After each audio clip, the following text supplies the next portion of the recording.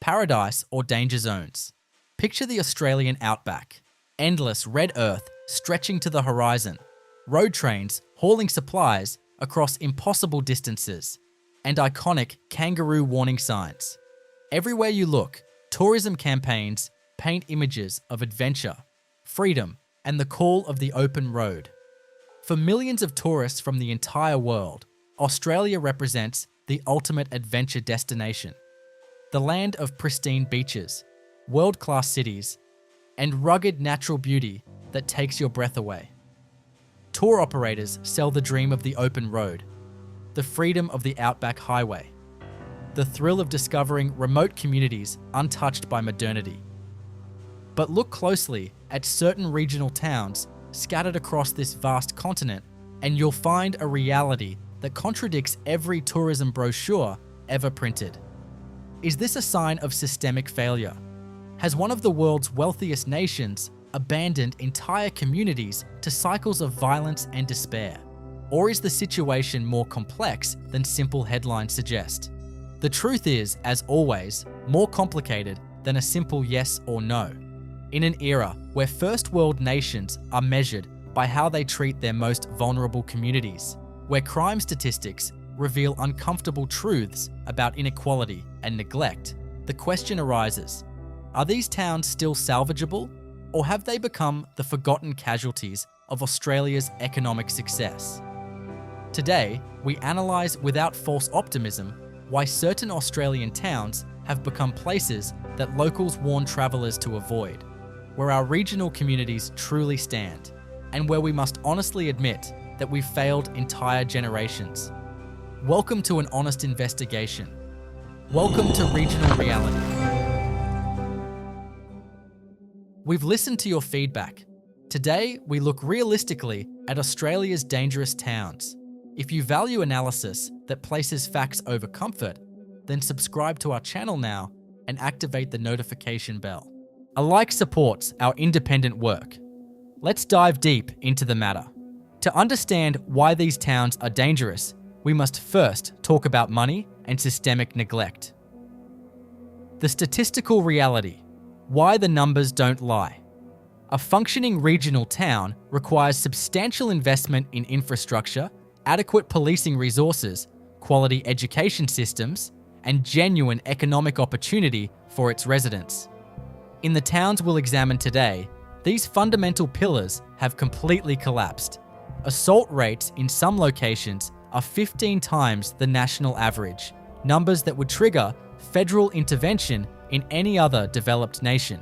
The unemployment rate in certain communities exceeds 40%, meaning nearly half the working-age population has no formal employment whatsoever.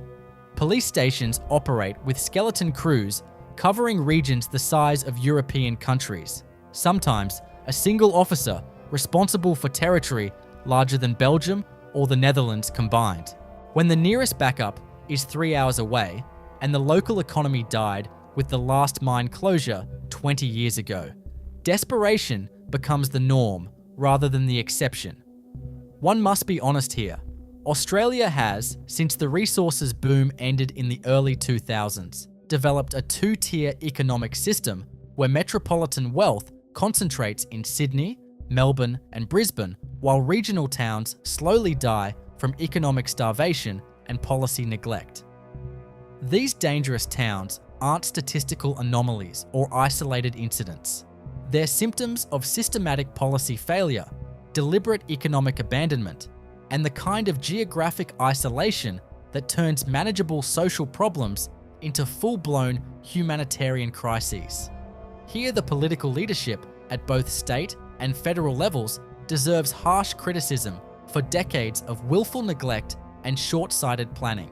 Instead of investing in sustainable regional development that creates genuine long-term employment and opportunity, governments across the political spectrum chose short-term band-aid fixes that addressed visible symptoms while deliberately ignoring the root causes that created these problems in the first place.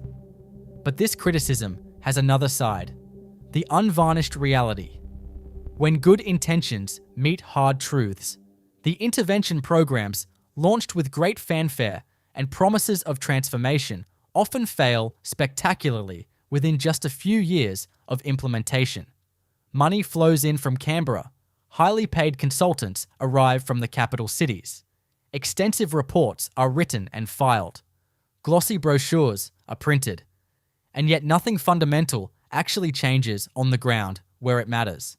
Why does this pattern repeat endlessly? Because these aren't problems that can be solved with standard 3-year government funding cycles and well-meaning metropolitan bureaucrats who've never spent a single night in these communities and don't understand the complex web of historical, social, and economic factors at play. While we must acknowledge the genuine complexity of these deeply entrenched issues, we absolutely cannot ignore the measurable, documented danger that makes experienced outback travelers, people who've driven these routes for decades, deliberately plan their routes specifically to avoid certain towns after dark. That's the unvarnished reality we cannot afford to ignore if we're serious about addressing this crisis.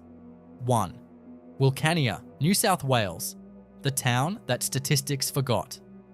Let's start with Wilcannia, once a thriving and prosperous river port on the Darling River that served as a vital commercial hub in the 19th century. Today, the official unemployment rate sits at a staggering 36%, though many experts believe the real figure is significantly higher when you account for people who've simply stopped looking for work that doesn't exist. Life expectancy for Indigenous residents is an absolutely shocking 37 years below the national average. Think about that statistic for a moment and let it truly sink in. 37 years. That's not a developing nation. That's modern Australia in 2024. The main street features boarded up shop fronts, broken windows that haven't been repaired in years, and an atmosphere that makes visitors deeply uncomfortable. Travelers report being surrounded by groups demanding money within minutes of stopping. Vehicle break-ins occur in broad daylight. The single fuel station, essential for anyone traveling this route, operates as a quick-in, quick-out proposition. Local police are stretched impossibly thin, sometimes a single officer covering territory the size of Belgium. The problems stem from the collapse of the pastoral industry, decades of policy failure, and unresolved intergenerational trauma. It's a tragedy wrapped in genuine danger. Here, we must praise the community leaders fighting desperately for change, but we cannot pretend the danger doesn't exist. 2. Bourke, New South Wales, where intervention failed. Drive 200 kilometres northwest to Bourke, the town that gave us the phrase "back of Bourke" to describe remoteness. But Bourke's reputation isn't just geographic. In 2019, assault rates were 12 times the state average. Domestic violence incidents overwhelm emergency services. The hospital treats knife wounds and assault injuries at rates that shock even experienced trauma staff. Travellers report aggressive confrontations near service stations. Caravan parks installed security fencing after repeated theft and intimidation incidents. The fuel station employs security guards during evening hours. The root causes are unemployment at 23%, chronic alcohol abuse affecting multiple generations, and youth crime that overwhelms underfunded intervention programs. Police do what they can, but response times are measured in hours. For travellers, the advice is brutal. Refuel during daylight, stay in your vehicle, keep moving. But we must also acknowledge the residents trapped in these cycles who desperately want change but lack the resources to achieve it. 3. Halls Creek, Western Australia, the Kimberley's hidden crisis cross into Western Australia, and you'll find Halls Creek at the edge of the stunning Kimberley region. It should be a tourism gateway. Instead, the town's assault rate is 18 times the state average. Break-ins are extremely routine, that homes feature barred windows and reinforced doors. The police station operates behind blast-proof glass. The town's problems exploded after mine closures and cattle collapse left unemployment at catastrophic levels. Substance abuse creates crises overwhelming health services. Tourists report rocks being thrown at vehicles, threats during daylight, palpable menace. The caravan park, despite security measures, regularly experiences theft incidents. Community leaders beg for resources and intervention, but government response remains glacially slow. 4. Kununurra, Western Australia. Beauty hiding danger. North of Halls Creek sits Kununurra, picture perfect with Lake Argyle and Ord River proximity. Tourism operators market it as adventure paradise. Reality differs. Assault rates run 11 times the state average, with shocking domestic violence incidents. The town serves as a drug trafficking transit point, bringing organised crime, clashing violently with locals. Break-ins targeting tourists are so common, insurance companies charge premium rates. Police warn against unofficial camping and advise avoiding town centre after dark. Fuel stations operate under surveillance, staff trained in de-escalation for weekly violent incidents. The problem isn't everyone. Many residents are welcoming, but crime concentration and violence unpredictability make risk assessment impossible for outsiders. The recommendation: visit natural attractions during daylight, fuel in morning, sleep elsewhere. 5. Tennant Creek, Northern Territory. The town, the territory abandoned. Tennant Creek sits halfway between Darwin and Alice Springs, making it unavoidable for many travellers. It's also among Australia's most dangerous towns by every metric. Assault rates are 17 times the national average. Domestic violence rates rank among the developed world's highest. Vehicle theft and break-ins are daily events. The main street features boarded windows, security grills, warning signs resembling a conflict zone. Fuel stations operate behind bulletproof glass after dark. Caravan parks employ armed security. What happened? Mining industry collapse gutted employment. Alcohol policy flip-flopped, creating chaos. Social programs started, stopped, restarted, collapsed so often communities disengaged. The result is generational poverty, substance abuse, normalized violence. Travelers are advised daylight refueling only, well-lit areas, never leave valuables visible. 6. Alice Springs, Northern Territory, the heart that's breaking. Alice Springs is larger, more developed, more touristed than other towns on this list, making its recent crime wave more shocking. In recent years, the town experienced a crime wave that drove businesses to close, forced residents to install fortress security, and led to youth curfews. Bottle shops were attacked so frequently, some closed permanently. Home invasions became routine. Youth gangs, some as young as 10, committed brazen thefts. Tourism collapsed as visitors reported feeling unsafe. Hotels installed multiple security layers. Rental companies warned against leaving vehicles unattended. Problems stem from Alice Springs, serving as hub for dozens of remote communities facing crises. When those communities experience violence, people flee to Alice Springs, bringing problems with them. Alcohol restrictions in surrounding areas, concentrated drinking in town. Youth services were chronically underfunded. Recent intervention, including increased police and curfews, reduced some crime, but reputation is damaged. For travellers, stick to tourist precincts, never walk alone after dark, keep accommodation locked even when inside. 7. Wadeye, Northern Territory, the community. Nobody mentions. Wadeye sits 400 kilometres southwest of Darwin, remote even by territory standards. It's also among Australia's most dangerous communities, though most Australians have never heard of it. The town suffers clan violence for decades, with family groups engaging in retribution cycles that turn streets into conflict zones. Rocks, spears, machetes, occasionally firearms are used. Houses burn. Residents are hospitalised. Children witness extreme violence as routine. Police presence is minimal, with officers describing it as Australia's most challenging posting. There's no public fuel station.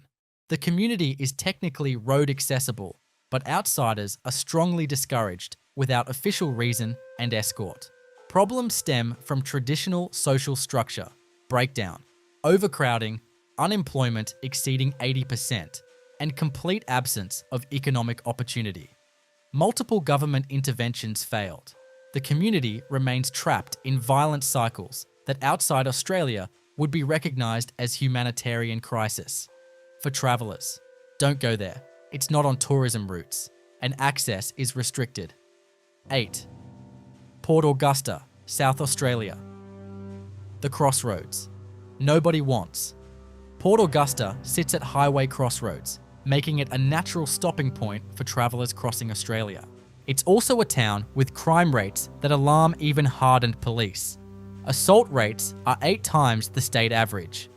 Property crime is rampant, with vehicle break-ins and accommodation thefts occurring nightly. The town centre, after dark, resembles dystopian film scenes, with groups congregating around closed shop fronts and aggressive behaviour toward perceived outsiders. Fuel stations installed extensive security after repeated incidents. Police advise travellers to refuel during business hours and avoid exploring on foot. Problems stem from the town serving as a hub for surrounding communities, combined with economic struggles after industrial closures. Unemployment is chronic, particularly among youth. Substance abuse, including petrol sniffing and alcohol, affects multiple generations. The town became a dumping ground for social problems wealthier regions export.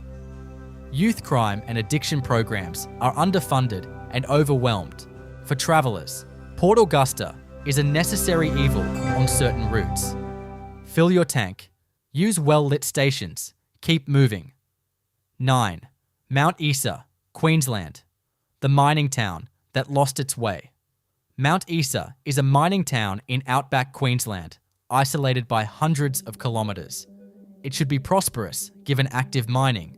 Instead, assault rates are 9 times the state average. Domestic violence is endemic. The town has a notorious drinking culture, with alcohol-fueled violence erupting in public. Travellers report feeling unsafe in the town centre, particularly near pubs after dark. Vehicle theft and break-ins are common. The mining industry operates fly-in fly-out for many workers, meaning economic benefits don't translate to stable community development. For travellers, Mount Isa is often unavoidable. Refuel at reputable stations during daylight. Avoid town centre after dark. Choose accommodation with security. 10. Murgon, Queensland. The town Brisbane forgot Murgon sits just 250 kilometres northwest of Brisbane. That proximity makes its problems inexcusable. Assault rates are 6 times the state average, with domestic violence straining emergency services. The main street features closed businesses, with survivors operating behind security screens. Vehicle theft is so common that locals leave nothing inside, ever. The fuel station reduced operating hours after repeated violence and intimidation. Problems stem from generational unemployment, with entire families never having held formal employment. Substance abuse affects all ages. Education outcomes are abysmal, trapping youth in inescapable cycles. Government intervention has been sporadic and ineffective, with programs launched with fanfare then quietly defunded. Community leaders fight for change, but they battle decades of neglect and entrenched dysfunction, requiring sustained, expensive intervention. For travellers, Murgon is avoidable on most routes. If you must pass through, quick stops, daylight only, valuables secured. 11. Katherine, Northern Territory, too big to hide. Katherine is a significant regional centre, making its problems impossible to conceal. Assault rates are 13 times the national average. Break-ins, car thefts, vandalism are daily occurrences. The town implemented youth curfews, increased police, community programs, yet crime remains stubbornly high. Travellers report feeling unsafe in areas near the town centre after dark. Accommodation providers warn guests to lock everything, bring valuables inside, park in well-lit areas. fuel stations operate with visible security. Katherine serves as hub for surrounding remote communities, many facing their own crises. The town absorbs displaced populations without resources to support them. Alcohol is a major factor, with public drinking and associated violence creating dangerous environments. Youth unemployment is chronic, and boredom combined with lack of opportunity creates conditions for crime. Government poured money into intervention programs, but results are mixed. Some work, others fail. Consistency is lacking. For travellers, Katherine is hard to avoid when exploring the top end. Stay alert, stick to main roads and tourist areas, refuel during day, don't assume safety because it's larger. 12. Ceduna, South Australia, the edge of nowhere. Ceduna sits on the Nullarbor Plains edge, the last significant town before vast emptiness to Western Australia. It should be a thriving service centre. Instead, it's plagued by crime rates, shocking even experienced outback travellers. Assault rates are 7 times the state average. Property crime is endemic, affecting businesses and homes alike. The town implemented alcohol restrictions, but enforcement is patchy and workarounds common. Travellers report aggressive begging, intimidation near fuel stations, palpable threat in certain areas. The caravan park operates with security, but incidents still occur. Problems are rooted in its location as the last stop before isolation, making it a congregation point for people with nowhere else to go. Economic opportunities are limited, unemployment is high, social services are stretched beyond capacity. The community has residents desperately wanting change, but they're outnumbered by problems requiring regional and national intervention. For travellers, Ceduna is often essential for refueling before or after Nullarbor crossing. Daylight stops, quick turnarounds, constant awareness of surroundings. In summary, these 12 towns represent a profound and ongoing crisis that Australia as a nation prefers not to publicly acknowledge or seriously address. They're not dangerous because Australians are inherently more violent than people in other developed nations. They're dangerous because decades upon decades of systematic economic neglect, repeatedly failed social policies implemented without proper consultation or follow-through, and the kind of extreme geographic isolation breeding absolute desperation have created perfect storms of social dysfunction that feed on themselves. The crime rates are absolutely real and verified by official statistics. The danger is thoroughly documented in police reports and victim testimonies. But behind every single statistic is a community that deserves far better treatment. Residents who are trapped in seemingly inescapable cycles of poverty and violence through absolutely no fault of their own. And children growing up in toxic environments that virtually guarantee they'll repeat the exact same destructive patterns their parents lived through. Australia is unquestionably wealthy enough as a nation to comprehensively fix these problems if there was genuine will to do so. The question is whether there's political will to invest in solutions taking decades rather than election cycles. For travellers, the lesson is clear. Plan routes carefully, refuel strategically, never assume safety based on appearance, respect warnings from those who know these regions. But what do you think? Are these dangers overstated? Or is regional Australia facing a crisis metropolitan voters prefer to ignore? Should travellers boycott these towns entirely, or does that accelerate their economic death spiral? Would you feel safe stopping for fuel in these locations? Or would you plan your route to avoid them completely? Should the government invest billions in regional intervention, or are these communities beyond saving? Write your opinion in the comments. We value thoughtful discussion in our community. Don't forget to rate the video and subscribe to Regional Reality to never miss honest analysis of Australia's hidden truths. Thank you for watching. Stay vigilant until next time at Regional Reality.